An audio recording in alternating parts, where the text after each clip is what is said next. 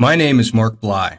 I'm the Group Head of Safety and Operations at BP, and I led the company's internal investigation into the events surrounding the tragic accident aboard the Deepwater Horizon on April 20th, 2010. As you may know, the Deepwater Horizon drilling vessel was stationed in the Gulf of Mexico on the Macondo well. The rig crew was in the process of finishing work on a deepwater exploratory well when a series of events culminated in a blowout of the well, explosions and fire on the rig, the tragic loss of 11 lives, a number of serious injuries, and one of the largest oil spills ever seen. This video summarizes the findings and analysis of this investigation team. As I review these, it's important to keep in mind the goals of the investigation. Our team was assembled immediately after April 20th in order to identify the critical factors underlying the accident. Our mandate was to determine what happened so that BP could take whatever steps necessary to prevent a similar accident from ever happening again. Our purpose was not to apportion blame or liability, but rather to learn, recommend areas for improvement, and share our lessons with others. While I believe that we had sufficient evidence to reach the findings summarized here, our work was limited by a lack of direct access to some witnesses and to certain physical evidence. I will be presenting our findings factually, but it is important to note that our purpose was not to create a record that would serve as the definitive or final word on what happened.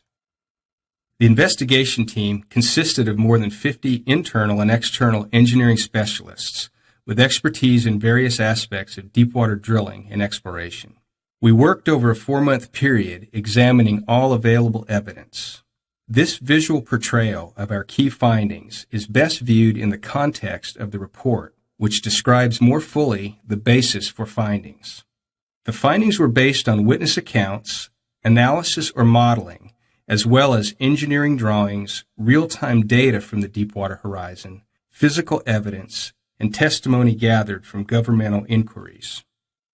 The team's report was delivered to the board and BP's top management. They are sharing it publicly in order to keep the public informed, to assist with the government's various investigations, and to ensure that BP and the industry can learn from the accident and take appropriate actions going forward.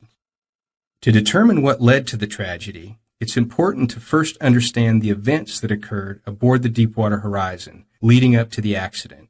This short animation depicts the best understanding the team was able to reach about the chronology of key events as we understand them today. This is an animated reconstruction of the tragic accident aboard the Deepwater Horizon on April 20th, 2010. Specifically, this narrative has been developed to illustrate what we determined were the key events related to the accident. The animation contained in this narrative is representative and for illustrative purposes only, and has not been drawn to scale. The Deepwater Horizon was a dynamically positioned drilling vessel whose construction was finished in 2001. It was designed to drill in water depths up to 10,000 feet. The vessel arrived on the Macondo location on January 31st, 2010, to finish the exploratory well that had been started earlier by its sister vessel. The riser and the BOP were installed successfully. 4 casing strings were installed over a 2.5-month period. Our narrative begins on April 9, 2010. The final hole section of the well was drilled to a total depth of 18,360 feet. The long string production casing was installed. During the afternoon of April 19th, the cement job started. Cement is used as a barrier to seal the wellbore from the reservoir sand. Nitrified foam cement was pumped into the annulus and non-foam cement was pumped into the shoe track. At this point, the pump pressure was bled off, and it appeared that the check valves in the float collar were holding. It's now the morning of April 20th. The wellhead seal assembly was installed and tested. A positive pressure test, which is the first integrity test of the well, was conducted by closing the blind shear rams and applying 2,700 psi of pressure. The test confirmed integrity of the blind shear rams, the seal assembly, casing, and top wiper plug. The shoe track, which also plays a key role in isolating hydrocarbons, is not tested because of the presence of the top wiper plug. It's now early afternoon. The drill pipe was run to 8,367 feet in preparation for the negative test, which was the second test of the well's integrity. The test's purpose was to place the well in a controlled, underbalanced state to test all mechanical barriers. It was conducted by displacing some of the mud in the well with a spacer followed by seawater. After displacement, the upper annular preventer was closed. An attempt to bleed the system down to 0 psi was made, but fluid in the riser was leaking past the annular preventer. It's now 1708. The hydraulic closing pressure for the annular preventer was increased to 1900 psi in order to create a tighter seal against the drill pipe. The riser was filled with an estimated 50 barrels of mud to replace the volume that had leaked past the annular. At 1727, the drill pipe valve was opened and the pressure reduced to 0 by bleeding off 15 to 23 barrels of seawater. It's now 1735. The well site leader advised the rig crew that the negative test procedure needed to be conducted on the kill line to meet permit requirements. The drill pipe valve was closed and the testing reconfigured for flow to be monitored on the kill line. At 1752, the kill line valve was opened. Based on eyewitness accounts, somewhere between 3 and 15 barrels of seawater were bled off. The kill line valve was closed and the drill pipe pressure gradually increased. It's now 1842. Seawater was pumped into the kill line to confirm that it was full. The kill line was routed to the mini trip tank, and less than 1 barrel was bled from the kill line. The flow stopped. The kill line was monitored for 30 minutes and showed no flow, but the drill pipe pressure remained at 1400 psi. A discussion about the source of the 1400 psi took place. It was explained as a phenomenon called the bladder effect. The test was deemed successful. It's now 2000 hours. As part of the normal operations to temporarily abandon the well, the crew began to displace the remaining drilling fluid with seawater. To start this operation, the annular preventer was opened and the well returned to an overbalanced condition, preventing further influx into the wellbore.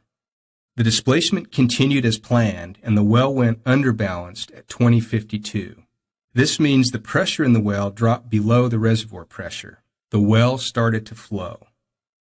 It's now 2101. The crew was emptying the trip tank, which likely masked any flow indications on the flow meter. At this point, with constant pump rate, pressure should have declined as the heavier mud was being replaced with lighter seawater. Instead, drill pipe pressure increased by 100 psi, indicating a problem with the well. Analysis of real-time data shows that a 39-barrel gain was taken by 2108. It was then time for the sheen test on the spacer, which is done in order to check that there is no free oil in the fluid that will be discharged to the sea. The pumps were shut down when the spacer reached the surface.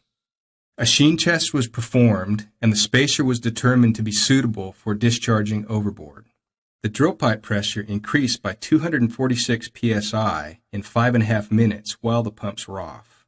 The fluid returned from the riser was routed to the overboard dump line. During this period, our modeling suggests that the well was flowing at an estimated 9 barrels per minute. Displacement of the mud with seawater resumed at 2114.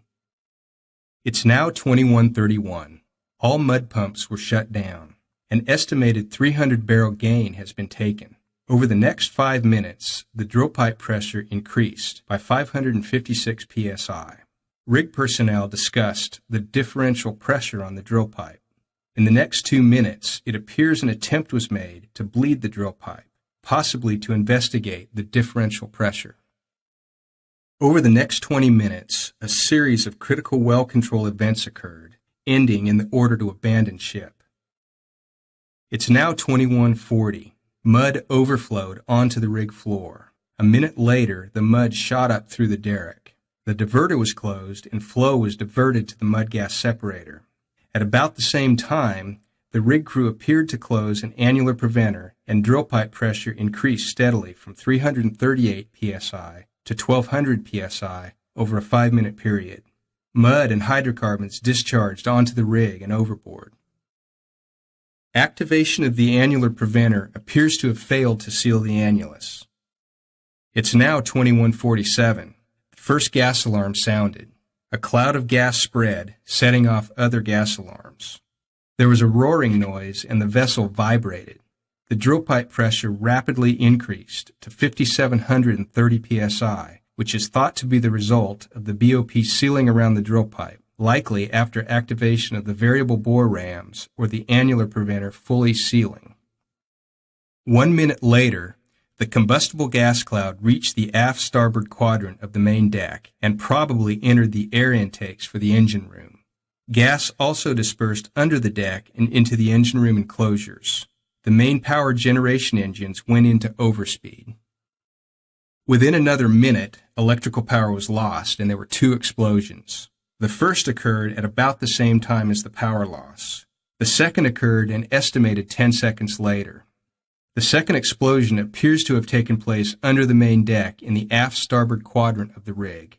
The associated blast pressure wave traveled forward and caused extensive damage to the starboard side, potentially damaging the MUX cables, which allow the vessel to communicate with the BOP.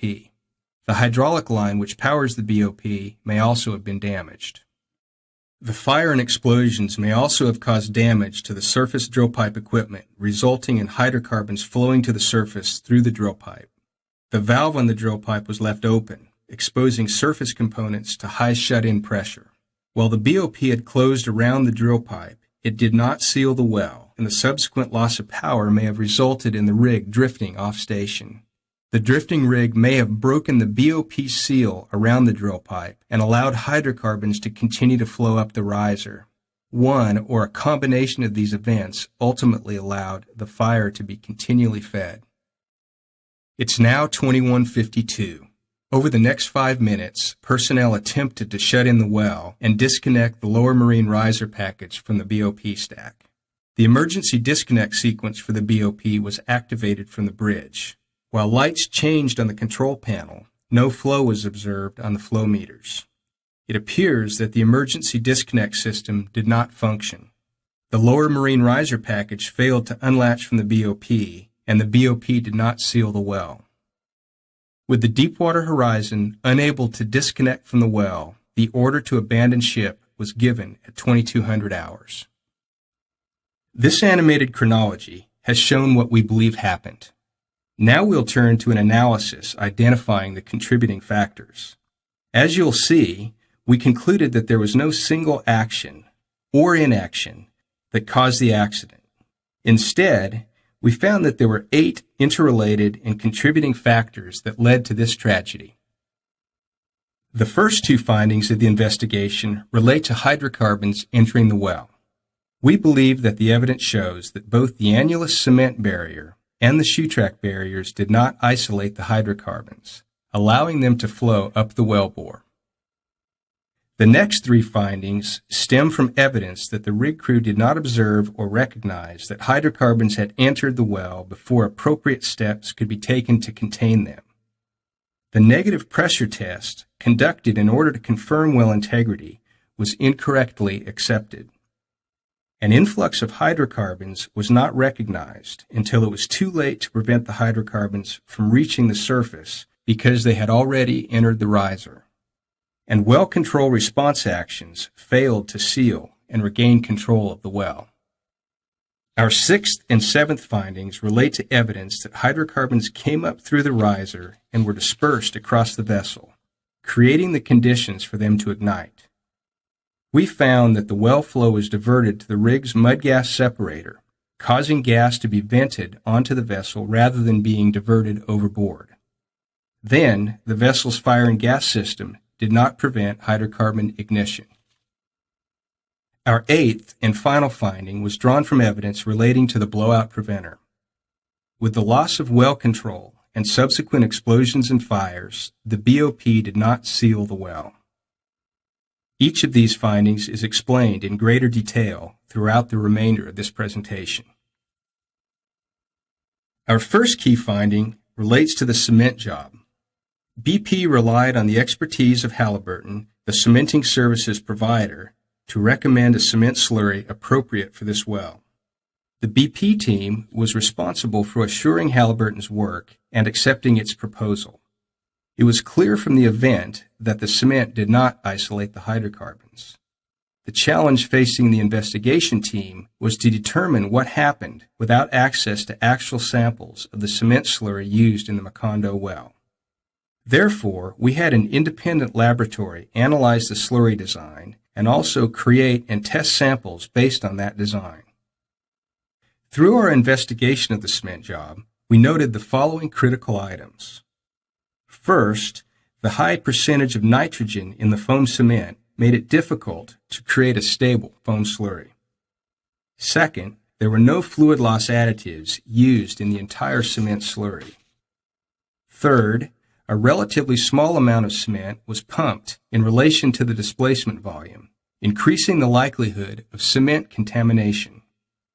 And fourth, Halliburton did not conduct comprehensive lab tests that could have identified potential problems with the cement.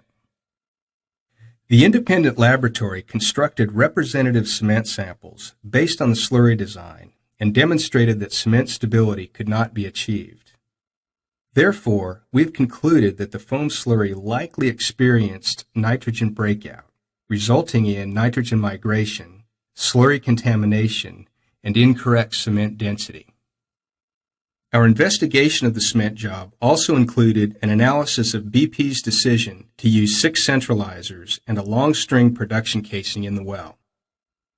We concluded that the long string design itself was sound and consistent with other wells in the area. BP had 15 additional centralizers on the rig, but they were incorrectly thought to be the wrong type. Although the 6 centralizers were placed across the main hydrocarbon production zones, the decision to use 6 rather than 21 centralizers increased the possibility of channeling above the main hydrocarbon zone. This matters only if the flow came up the annulus and through the seal assembly. We believe that BP and Halliburton working together should have better identified and addressed the issues underlying the cement job. Improved technical assurance, risk management, and management of change by BP personnel could have raised awareness and led to better decisions regarding acceptance and implementation of the cement proposal. Similarly, with improved engineering rigor and testing, Halliburton could have better identified the reliability of the foam cement slurry and communicated the risks to the BP well team. The investigation team's next task was to determine the actual point of entry for hydrocarbons into the well. We examined and analyzed every plausible entry point. As a result, our second key finding is that the initial hydrocarbon entry occurred at the shoe track and that its mechanical barriers therefore did not isolate the hydrocarbons. Our conclusion is based in part on hydrostatic pressure calculations, well flow modeling, and an analysis of data recorded during the successful static kill of the Macondo well.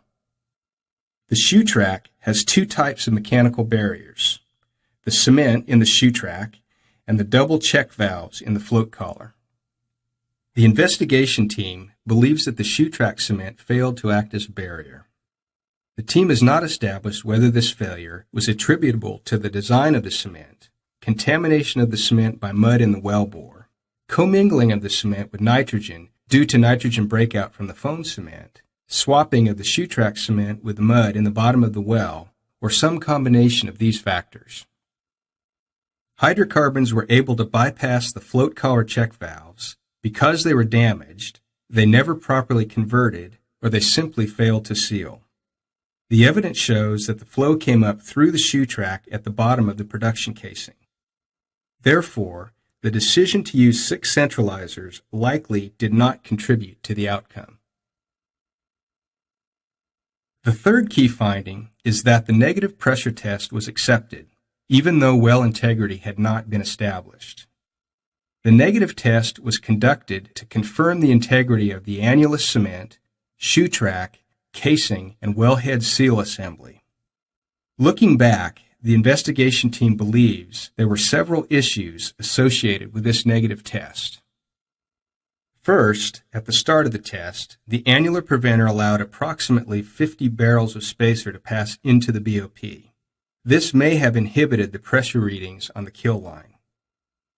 Second, the bleed-off volumes we examined were in excess of what should have been expected, indicating communication with the reservoir through failed barriers.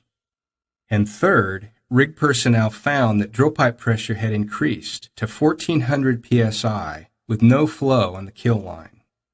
The investigation team believes this reading should have resulted in further inquiry into the well's integrity. Instead, the abnormal pressure was attributed to a phenomenon called the bladder effect. Ultimately, the negative test was incorrectly deemed a success by BP and Transocean rig personnel. A more detailed procedure would have helped BP and Transocean personnel to implement and interpret the negative test. The investigation's fourth key finding is that the influx of hydrocarbons into the well was not recognized until it had entered the riser. Well control principles rely on early influx detection and effective response. The investigation team examined real-time data from the rig, conducted dynamic flow modeling, and reviewed witness accounts in order to reconstruct the key indications of flow that we believe were not observed or recognized. It appears that there were a number of indicators of hydrocarbon influx that went unobserved or unrecognized. First, from 2058 to 2108, the drill pipe pressure should have decreased. Instead, drill pipe pressure increased by 100 psi at a constant pump rate starting at 2101. By 2108, a 39-barrel gain had been taken. Second, from 2108 to 2114, the drill pipe pressure increased by 246 psi with the pumps off. Pressure should not have changed during this period.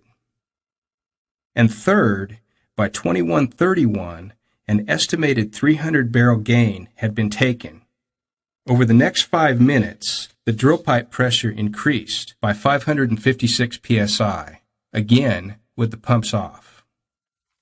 These indicators should have been observable, but it appears the first well control actions were not taken until about 2141, by which time an estimated 1,000-barrel gain had been taken. The investigation team has not reached a conclusion as to why these indicators were not observed or recognized. We note, however, that simultaneous operations were occurring on board the vessel at this time, including mud pit cleaning and mud pit transfers, which may have masked the indications of a hydrocarbon influx.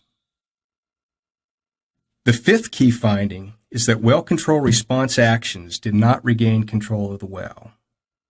Upon recognizing an influx, the well must be shut in, and if necessary, hydrocarbons diverted safely away from the vessel. The investigation team believes that the response on April 20th was not typical of a rig crew that was aware that a significant well control event was occurring. For example, in retrospect, there was about a 40-minute gap between the first indication of hydrocarbon influx and the first well control response. Roughly 8 minutes later, the first explosion occurred. When action was taken, the diverter was closed and the flow was routed to the mud gas separator. Also, at that point in time, it appears that an annular preventer was activated, but apparently did not immediately seal. The BOP sealed about 6 minutes later. The investigation team believes that the time for effective emergency response was significantly shortened because initial indications that hydrocarbon had entered the well went unobserved or unrecognized. The sixth key finding is that the diversion of hydrocarbons to the mud gas separator resulted in gas venting onto the rig. In a well control event, the riser diverter can be closed and the fluids directed to either the overboard diverter lines or the mud gas separator. Based on testimony and interviews and an analysis of photographs and well flow data, we believe the flow was diverted to the mud gas separator. The mud gas separator is designed to remove small amounts of entrained gas, but not the significant volumes experienced here. Large volumes would generally be expected to be sent overboard via the 14-inch diverter line. As gas dispersed across the vessel, potential ignition sources were enveloped in a flammable vapor cloud. The seventh key finding is that the fire and gas system on the Deepwater Horizon did not prevent hydrocarbon ignition. Gas dispersion modeling conducted by the investigation team shows that rapid spread of gas across the vessel covered the main deck and moon pool areas, overwhelming the secondary protective devices. The investigation team believes that the gas likely entered the engine rooms through the main deck air intakes, resulting in engines going into overspeed. These engines were one potential source of ignition. The eighth and final key finding is that the blowout preventer did not seal the well. The investigation focused on the BOP's emergency systems and why they failed to seal the well after the initial explosion. The investigation team identified issues that we believe interfered with the operation of the BOP. First, the initial explosions and fire damaged the control cables, called MUX cables, and the hydraulic lines. The MUX cables are critical to BOP operation because they provide electronic communication and electrical power to the BOP control pods. This is likely why the emergency disconnect system failed to activate the blind shear ram when it was triggered by personnel on the bridge of the Deepwater Horizon. Second, we believe, based on testing done at the direction of Transocean, after both control pods had been retrieved, that the automatic mode function, or AMF sequence, did not complete. The AMF should have activated automatically, without crew intervention, when the MUX cables and hydraulic line were damaged. At least one operational control pod was required to activate the AMF. However, based on testing, there was a defective solenoid valve in one control pod and insufficient charge on the batteries in the other control pod. We believe that the ROV intervention to simulate auto shear conditions likely activated the blind shear rams, but they failed to seal the well and hydrocarbons continued to flow. The investigation team has not determined the reasons for the failure of the blind shear rams to seal. Presence of non-shearable pipe across the blind shear ram, insufficient hydraulic power subsea, and prevailing flow conditions are among the potential causes of failure. The investigation team also found indications of potential weaknesses in the testing regime and maintenance management system for the BOP. The BOP is a complex device, and more may be known when it is fully examined. In summary, as I noted at the outset, the investigation team concluded that there was no single action or inaction that caused the Deepwater Horizon accident. 8 safety barriers were breached. The accident was the culmination of a complex and interlinked series of mechanical failures, human judgments, engineering design, operational implementation, and team communication. These involved a number of companies, including BP. This presentation of the report's findings is intended as a high-level overview. The full report is available on BP's website. BP's senior management has accepted all of the team's recommendations, which address changes that should be made in drilling and well operations, as well as contractor and service provider oversight. Finally, in the course of conducting the investigation, the team learned of many brave acts by people on the night of the accident.